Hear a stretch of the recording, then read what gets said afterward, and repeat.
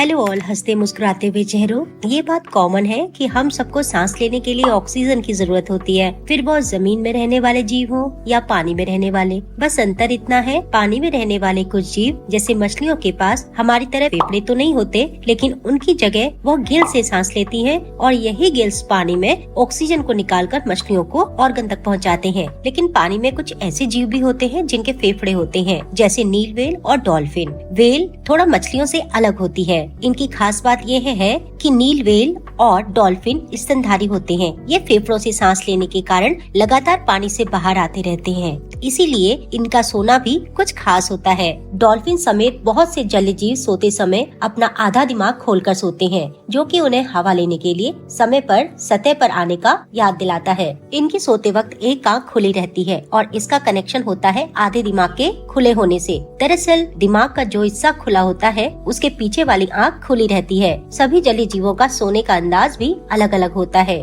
Whale पानी में सतह के ठीक नीचे सर को ऊपर करके सोती है। उसके भीतर एक तरह का अलार्म होता है जो उन्हें हवा खत्म होने का संदेश देता है कि कब सतह पर आना है। तो इसलिए व्हेल के दिमाग के दोनों हिस्से एक साथ सो सकते हैं, ठीक इंसानों की तरह। 36 करोड़ वर्ग मीटर से भी ज्यादा इलाके में हमारा महासागर फैला हुआ है और धरती के 75% से भी ज्यादा हिस्से को कवर करता है। अगर गहराई की बात की जाए तो 3800 मीटर तक गहरे, यानी 4 किलोमीटर लगभग तक ये समुद्र होते हैं। यह महासागर जलवायु को तो नियंत्रित करते ही है, साथ ही यह अन्य जीवों जैसे कि अरबों खरबों धरती में मौजूद सबसे बड़े जीव भी महासागर में ही रहते हैं, यानी ब्लू व्हेल, जिसका वजन 33 हाथियों के बराबर होता है। और कुछ जीव इतने छोटे होते हैं कि सामान्य आँखों से देखे भी नहीं जाते, और साथ ही हजारों लाखों करोड़ों के जीव प्रजातियां भी यही निवास करती हैं और इसे इकोसिस्टम का सबसे बड़ा इकोसिस्टम में दर्जा दिया गया है।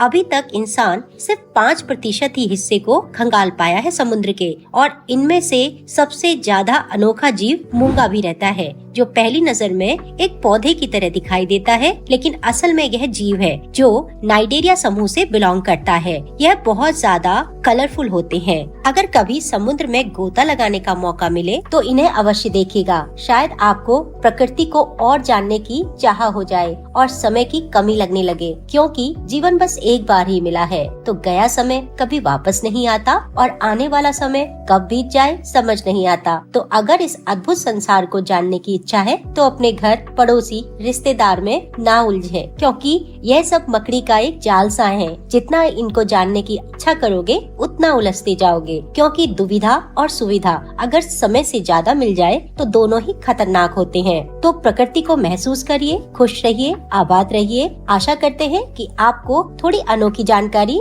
इसके माध्यम से मिली होगी। मिलते हैं कुछ खास लेकर, तब तक आप सभी का धन्यवाद।